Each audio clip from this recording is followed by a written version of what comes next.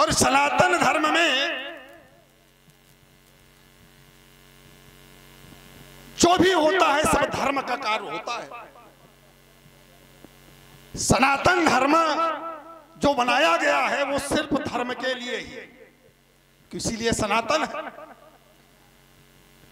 एक बहुत अच्छा विषय आपने कहा, बोले इन अस्थियों के दिव्यास्त्र को तोड़वाया जा, महात्मा दधीच की अस्थियां हैं और इनको तोड़वाया जा रहा है और पुरस्कार के रूप में सीता को दे दिया जाएगा, यही शब्द थे आपके।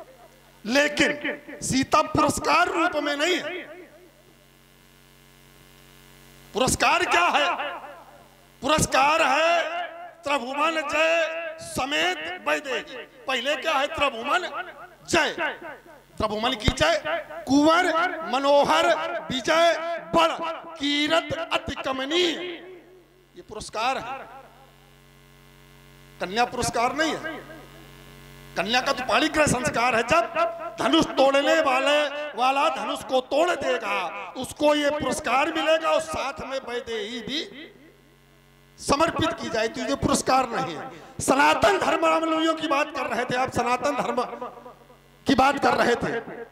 सनातन धर्म में कभी अत्याचार नहीं होता। सनातन धर्म में सब धर्म का ही कार्य किया जाता है। मैं विचार करने लगा कि इन्होंने धर्म का कार्य किया, इनके द्वारा त्रिपुरों का विनाश किया गया, धर्म का कार्य किया गया। लेकिन जिसने अभी तक धर्म अपनाया ना हो, आज उस समाज के अंतर्गत खड़ा होकर के ये कह रहा है कि ये धर्म, उसका धर्म का पक्ष लेकर के खड़ा है।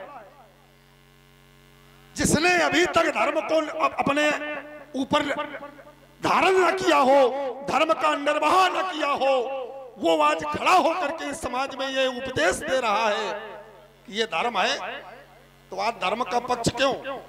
चलें पहले शिष्टाचार सम्मान, उत्तम कुल पुलस्त करनाती चू विरंज पूजे बहु भांति।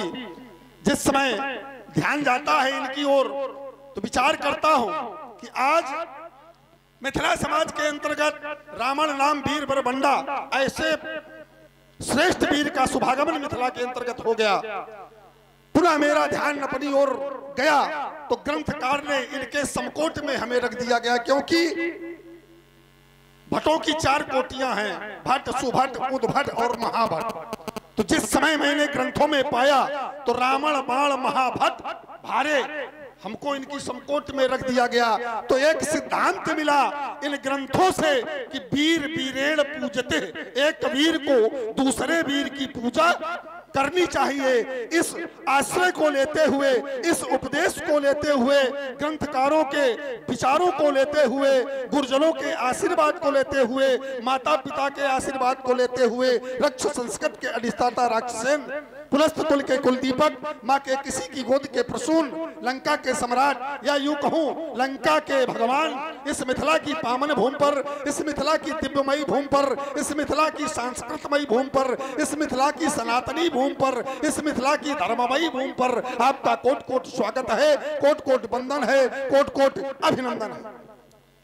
बल श्रोणपुराज 7 हाथियों का बल रखने वाले शास्त्र भुजशाली गुरु के प्रिय शिष्य ईष्ट के परम भक्त रावण के हृदय के बिलसते सुमन बाणा सूची जय जय शिव, जय जय महाकाल। आपका अभिनंदन स्वीकार है। पर अभिनंदन करने के पूर्व आपने जो वार्ता की, वो वार्ता क्या हमसे की या स्वयं अपने आप से की? यदि अपने आप से की तो उस पर हमें बोलने का अधिकार ही नहीं, और यदि हमें सुनाने के लिए इस समाज के अंतर्गत की तो उसमें बोलने का अधिकार है। तो आपकी वार्ता स्वयं में थी या समाज के लिए थी या रावण के लिए थी या जनक के लिए थी? किसके लिए थी? अब ये वार्ता जो चली, ठीक, वो वार्ता जो चली, ये वार्ता जो मैंने प्रस्तुत की तो यही के लिए की, लेकिन सम्मान के बाद मैं पुनः उसी बात को उसकी पुनरावृत्ति करता, लेकिन आपने कहा कि यहाँ के लिए कि चलिए मैं आपके लिए छोड़ रहा हूँ, यही की वार्ता है और टिप्पणी सीधे आप पर है कि जिन्होंने अधर्म किया है वो आज धर्म के पक्ष में क्यों। जब कोई वार्ता सीधे की जाती है उसके बाद सम्मान और अभिनंदन किनारे हो जाता है, फिर किया ही नहीं जाता है। पहले तो आप ये समझ लें, या किसी व्यक्तित्व का हमें सम्मान या अभिनंदन करना है तो सम्मान और अभिनंदन करने के बाद अपनी वार्ता प्रस्तुत करते हैं। चलो, जैसा भी आपका विचार आपके गुरुजनों ने आपको सिखाया पढ़ाया वो आप जाने। आपने कहा पुरस्कार के रूप में कन्या है ही नहीं,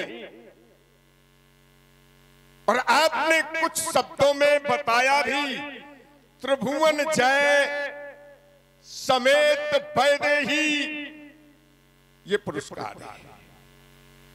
त्रिभुवन जय समेत, त्रिभुवन जयी और समेत वैदेही ये पुरस्कृत किया जाएगा।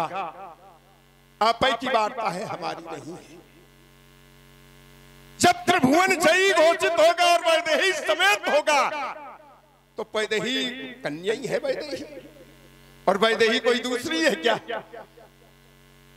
तो वो पुरस्कार रूप में ही होगी। आपने एक आरोप लगाया जिसने धर्म को जाना ही नहीं, और ये बात सत्य है, रावण धर्म को जानता ही नहीं। धर्म है क्या? क्योंकि रावण के लिए तो कहा गया है, संसार जानता है और बताया गया है, जय विधि हो धर्म निर्मूला सोई सब करे वेद। जब हम धर्म को जानते नहीं है तो उसके प्रतिकूल कैसे हैं? जब कोई किसी वस्तु को जानेगा नहीं तो उसके अनुकूल और प्रतिकूल कैसे हो सकता? हो ही नहीं सकता। उसे क्या तात्पर्य? यदि वो वस्तु के विषय में जानता है तभी तो उसके अनुकूल और प्रतिकूल बनेगा। जब हम आपको जानते हैं तभी हम आपके अनुसार या विरोध में या सहयोग में जाएंगे, और जब हम आपको जानते ही नहीं तो आप क्या है, तो ना हम सहयोग कर सकते हैं और ना विरोध कर सकते हैं। कहते हैं रावण ने धर्म किया ही नहीं, धर्म है क्या? जब हम धर्म को परिभाषित करते हैं तो गुरुजनों के माध्यम से ज्ञान हुआ, व्यक्ति को अपने कर्तव्य का निष्ठा पूर्वक पालन करना चाहिए, वही धर्म है। और धर्म तो अनेक है, अहिंसा परमो धर्म, सत्य बोलना भी धर्म है। पर जो कर्तव्य व्यक्ति को दिए जाए, मानव को दिए जाए, उनका निष्ठा पूर्वक पालन करना ही, उन कर्तव्यों का पालन करना, उस मार्ग पर चलना, वही धर्म है उस व्यक्ति के लिए। रावण ने जीवन भर धर्म किया है और आज भी धर्म कर रहा है, आज भी धर्म के लिए खड़ा है। चलिए, बहुत सुंदर चिंतन पंडित जी का आया। बोले रावण ने जीवन में धर्म ही किए। बोले धर्म की परिभाषा जो अपने कर्तव्य का निर्वाह निष्ठा पूर्वक करे वही धर्म है। अपने कर्तव्य का निर्वाह करना ही धर्म है। चलिए, हम मानते हैं, आपकी बात को स्वीकार करते हैं कि अपने कर्तव्य का पालन करना ही धर्म है। और बोले रावण धर्म कर रहा है, तो रावण क्या धर्म कर रहा है? जय विध होए धर्म निर्मूला सो सब करहि वेद प्रतिकूला, यही धर्म है। जय जय देश धेन तुझ पामई, नगर गांव पुर आग लगामई, क्या ये धर्म है? बाढ़े खल बहु चोर जुआरा, ते लंपट पर धन पर दारा, ये धर्म है? क्या ये धर्म है?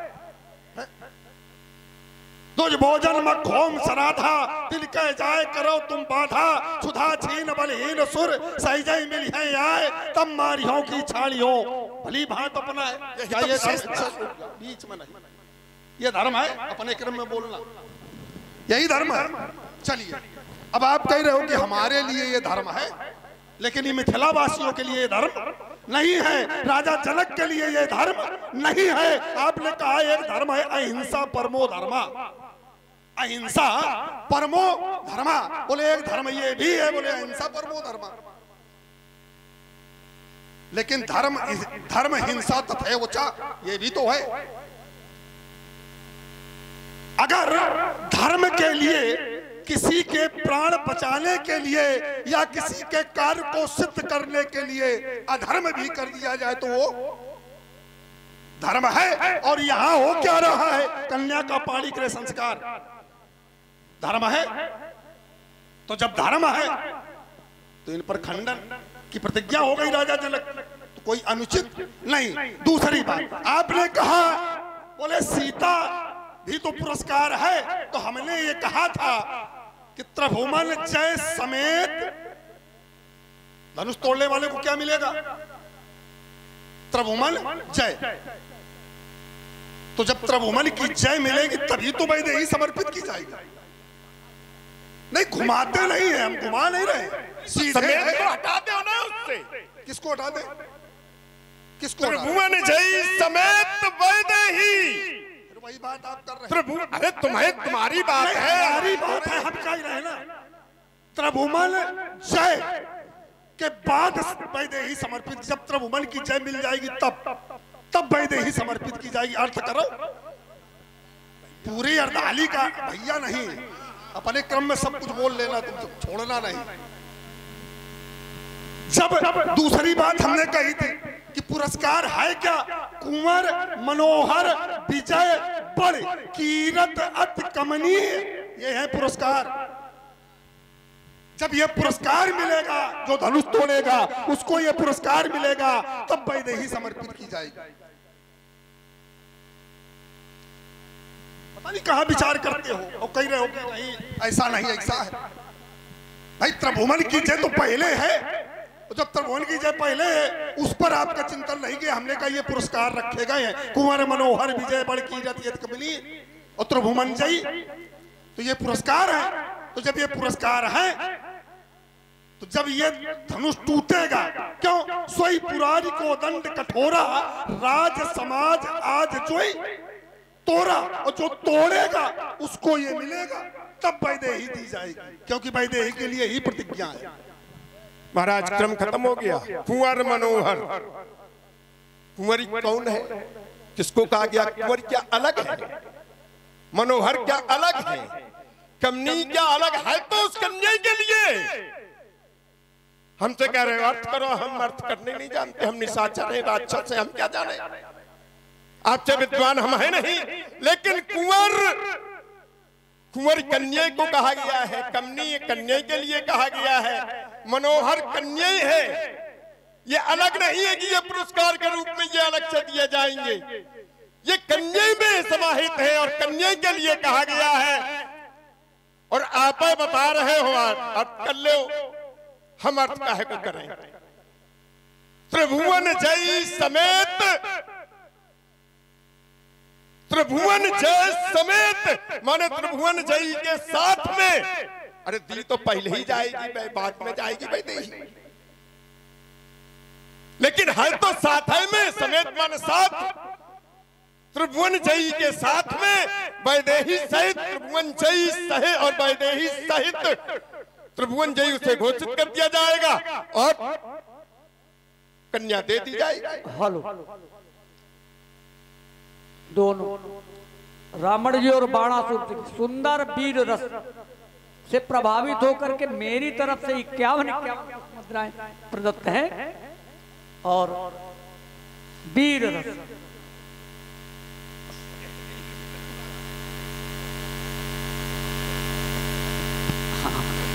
विचार का विषय था। हम मैं जानता हूं आपकी सीमा नहीं है, क्योंकि मैं ये जानता हूं और मैंने देखा है और सुना भी है।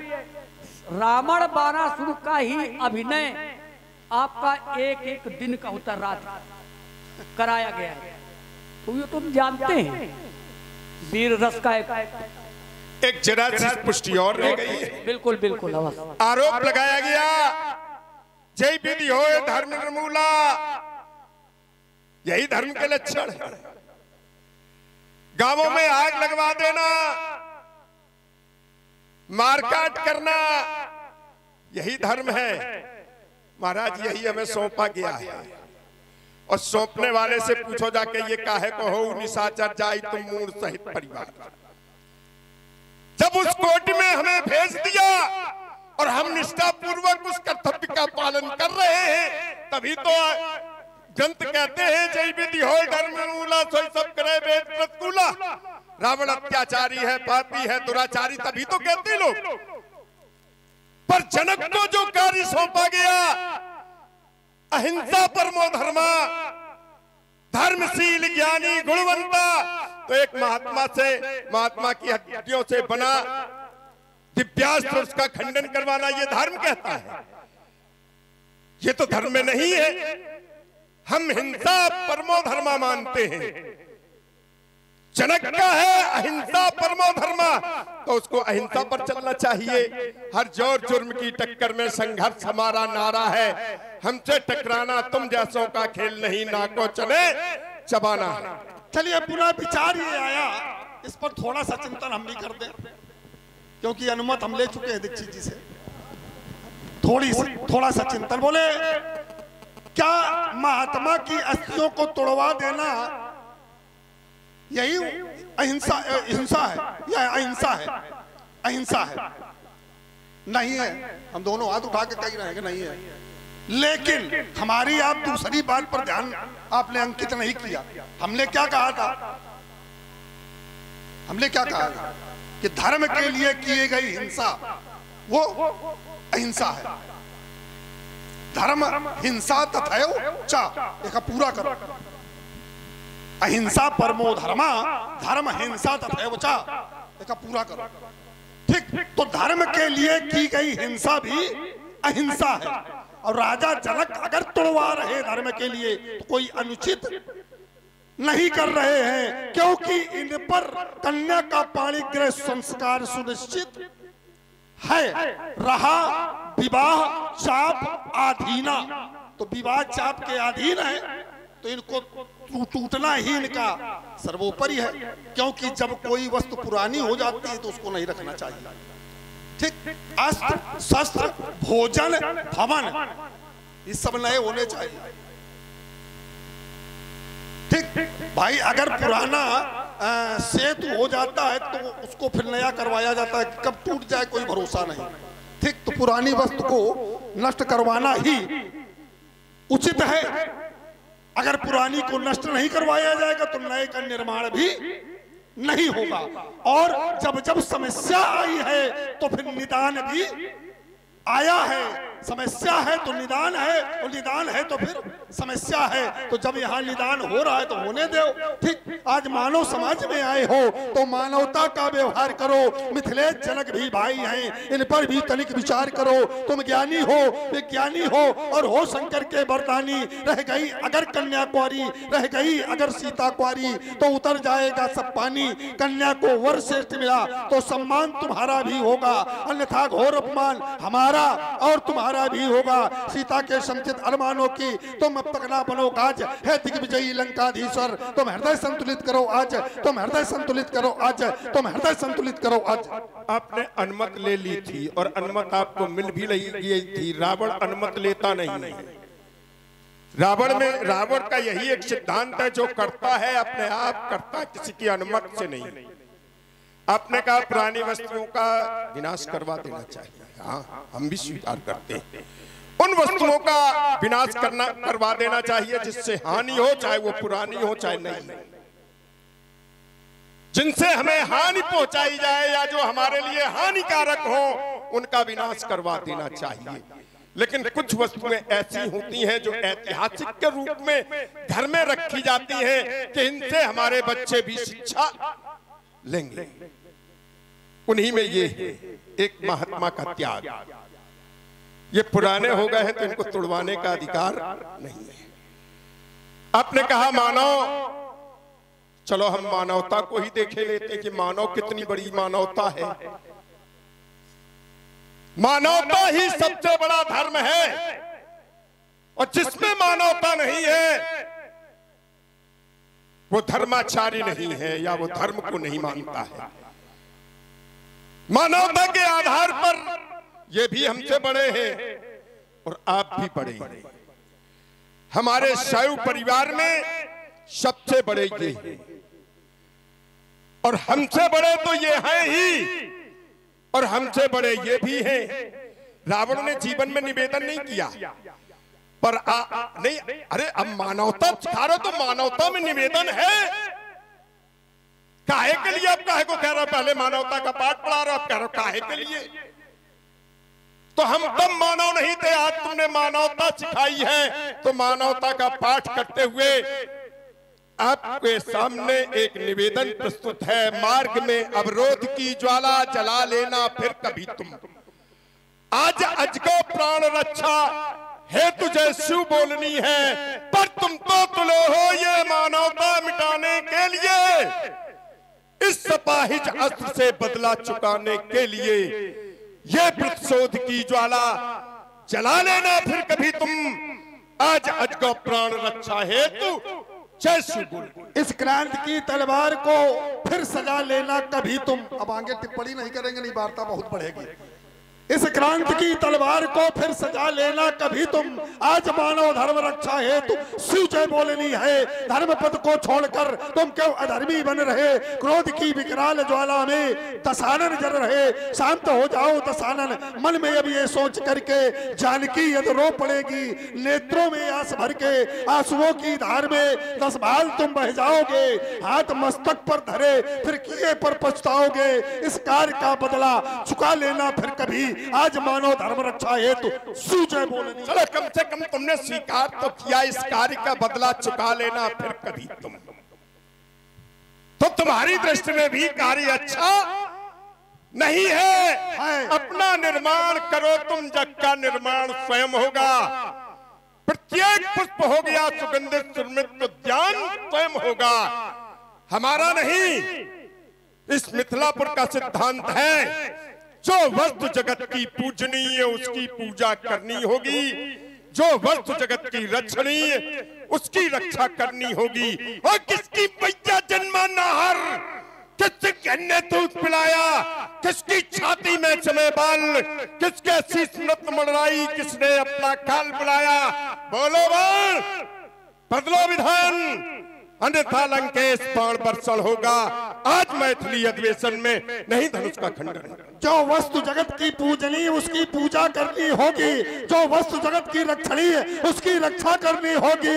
ये निर्बाध चल रहा काल चक्र, उत्पन्न वस्तु जो होती है वो परिणति के नाटक में अंत एक दिन होती है। इनकी भी आयु समाप्त हुई, अजगौ का होना है विनाश। तुम क्या अन्य शैवों के द्वारा भी रक्षा का होगा असफल प्रयास। तो मेरी एक धारणा अपने उर में धर लो, अजगौ की रक्षा करोगे क्या? पहले अपनी। हमें अपनी रक्षा की आवश्यकता नहीं है, क्योंकि जब से जन्म लिया है कफन सर से बांध लिया। नद को खोजते पर आती नहीं सामने, क्या करें।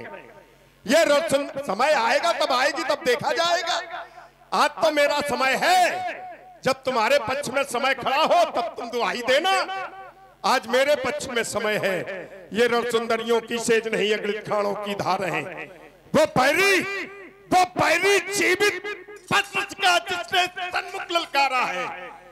आज का पीरत कसौटी फीकी बालू की भीत नहीं। ये कर्क बाण में कितनी ज्वाला, इसे जानता कड़कड़ होगा। आज मैथिली अधिवेशन में नहीं धनुष का खंडन। तो मिथिलेश जनक के पढ़कर जब ये बाढ़ करेगा मंडन, तो धनु खंडन करने वाले का ये विश्व करेगा अभिनंदन। आरती करेंगे सीरा ध्वज, ये सभा करेगी पद बंदन। यदि कहा दोबारा रावण जी ला होगा धन का खंडन, तो आज बाढ़ के बाणों से ये प्राणों का कर्षण होगा। आज धनुष कर्षण होगा, आज धनुष कर्षण होगा, आज धनुष कर्षण होगा। यदि आज मैथिली अधिवेशन में धन का खंडन होगा, पटक पटक पर बालू तेरा पक्ष तल, सोने से खाली खप्पर भर दूं खप्पर वाली का, लेकर मैं मुंडमाल अमनंदन करूं कृपाली का, ऐसा भीषण नंदन होगा आज मैथिली अधिवेशन में नहीं धनुष का खंडन। तो संरक्षक को काबली नंदन अन्यायी पलप पावेगा, तो भक्ति भक्त दिखावेगा, वो सीधा ही हमपुर जावेगा। ये मिथिला में आज मैथिली की ये भावरे भाव चलवावेगा, ये तपस्वी न कोई बल भी नहीं आज जो किंचित विरोध दिखलावेगा।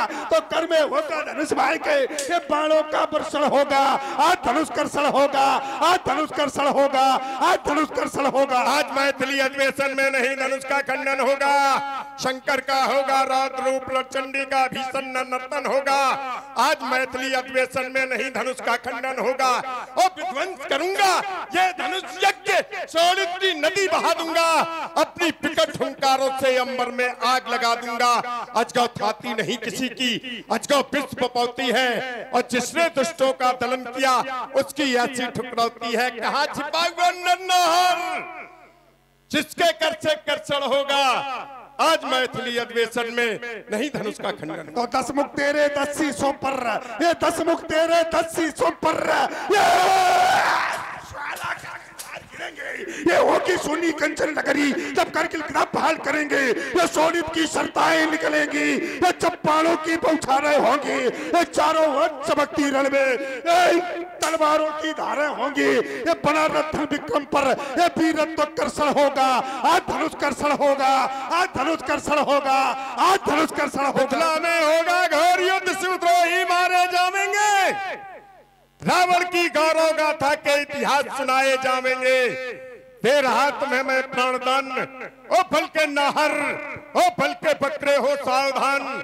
क्या सुने नहीं है कीर्तगान, फट जाती छाती इन चट्टानों की, ये भूधर रखकर बन जाते हैं। खूनी चंद्रहास के सन्मुख तुम जैसे श्रीमुख पीले पड़ जाते। तो ये चरमराए उठेंगे कच्छप 12 आज, ये जब वही रणहेत पैर आगे बढ़ाऊंगा। ये सुभाष हटीले गठीले इन मुंडों की माला बना आज शिव को पहनाऊंगा।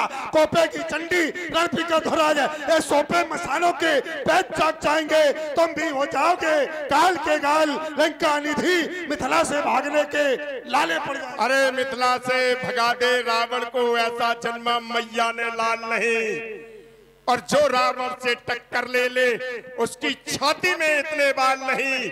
जो भी आता लड़ने वो या तो इन चरणों में झुक जाता है या जाकर कहीं गिर कंदराओं में छिप जाता है। मचलती है जब मेरी सहज भुजाएं, ज्यादा टाइम नहीं लगेगा मिथिला से भागने में। हम करो मचलती है जब मेरी सहज भुजाएं, तो प्रकट का कलकर थरथराता है। ये पिसका बुझाया तीर चलाता जब मैं, तो बड़े बड़े छत्रधारियों को धूल में मिलाता है। ये लाल लाल आंखें कल ललकारता जब रण क्षेत्र में तुम्हारे जैसे वीरों का कलेजा, हमारे जैसों का नहीं कभी फूटेगा, अभी तक नहीं फूटा किसी का। हाँ भविष्य तुम्हारा भी आएगा। करजू तो प्ले का पयो सभी भवक उठे, तरजू तो शत्रुओं के सीने फट जाएंगे। मारू हुंकार फरींद्र शीश फटने लगे, टक्कर के लगने से पहाड़ टकराएंगे। यदि आज अपनी पर आ गया तो तुम्हें भी प्राणों के लाले पड़ जाएंगे। हमें प्राणन के लाले पड़े न पड़े, लेकिन दस्कंधर सा संघान करो, मैं सारा गर्भ मिटा दूंगा। जीता है तुम नेत्रभुमन को, ये मन में मत अभिमान करो। इस मैथिल समाज में आए हो तो मिथिलेश्वर का सम्मान करो, अन्यथा धक ताक उठी तो ये अवनीय शोणित में होगी, जय और पराजय फिर होगी। पहले तो महाप्रलय होगी, ये दोनों पक्षों के शोणित से ये धरणी आज लाल होगी। ये रणचंडी के पक्षित तल पर शोभित मुंडमाल होगी। इससे मत उलझो दस्कंधर, बलिनंदन भीषण ज्वाला है। कभी मिस पता चल जाएगा कि पड़ा बाढ़ से पाला है। ये सतरंगी चालें चलने की आदत मैं आज बुला दूंगा। दस्कंधर से संघान करो, मैं सारा घर। ज्वाला हो तो ज्वाला को हम राख बनाते हैं, ज्वाला को हम राख बनाते हैं। अपने बल वैभव से उस राख को बारूद बनाते हैं, और उस बारूद से इस तन को संभार रग रग में बारूद भर लेते हैं। कोई चिंगारी ज्वाला की जरा सी लगी तो ये शरीर, ये तन बारूद बनकर के सब नष्ट कर देता है। इसलिए संकेत अब उधर से ले आदेश, फिर आदेश ले। नहीं संकेत तो है वो बिल्कुल नहीं, बंधन है, अब आदेश ले। बिल्कुल लेंगे। अब तुम आए जैसे बिना नाथ पकाई के हो तो आदेश न ले लेते आदेश, हम क्यों ले आदेश? भाई अगर नाथ ये जहाँ कील लगी होती है, जैसे एक वैल को अंकुश करने के लिए उसको नाथा जाता है, ठीक, और जब तक नाथा नहीं जाएगा तब तक वो अंकुश में आता नहीं है। अब तुम बिना अंकुश के हो चाहे जहाँ घूमो। नहीं, बैल भी अंतर है, तुम बैल हो, चलिए तुमको अंकुश में नाथा जाएगा, खेती जोती जाएगी, हम सांड हैं, घूमते स्वच्छंद होकर के। अरे रावण, सांड को जानते हो, बड़ी दुर्गति होती है, लेकिन बैल फिर भी ठीक है, किसी का पेट भरता है हल जोत करके। देखिए दुर्गत हो चाहे जो कुछ। सुनिए, अब दूसरी बात आपकी आई, बहुत अच्छी वार्ता, बोले हम चिंगारी आग बन जाते हैं, चिंगारी भर लेते हैं, गोला बारूद बन जाते हैं। अगर अनुमत हो तो आगे बढ़ाना, नहीं तो फिर हम छोड़ेंगे नहीं। हाँ, ये बता दिया, टिप्पणी होगी मेरी बात पे, मैं भी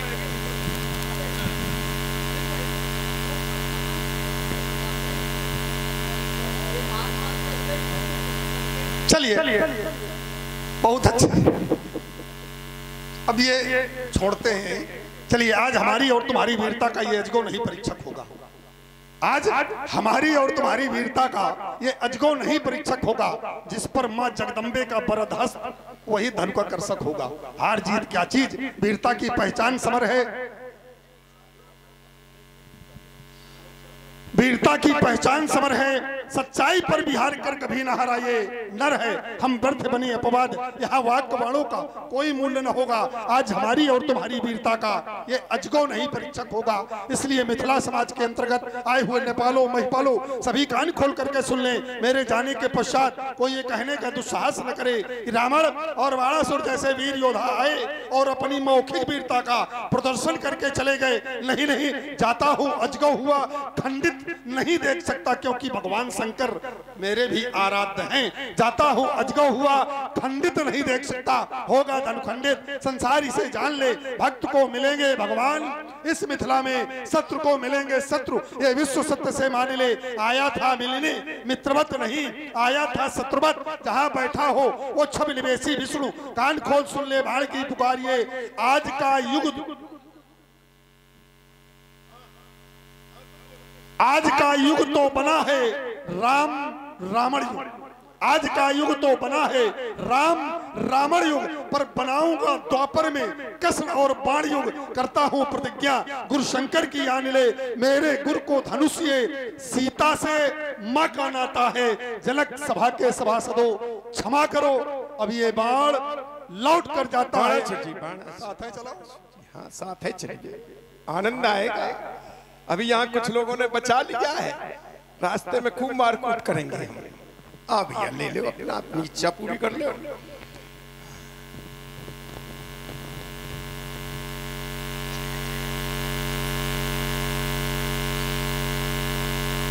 बाणासुर जी, आपने अपनी भावना प्रकट कर दी, अपने हृदय के भाव प्रकट कर दिए, तो मैं भी आपको बता दूं हमारे भाव क्या थे।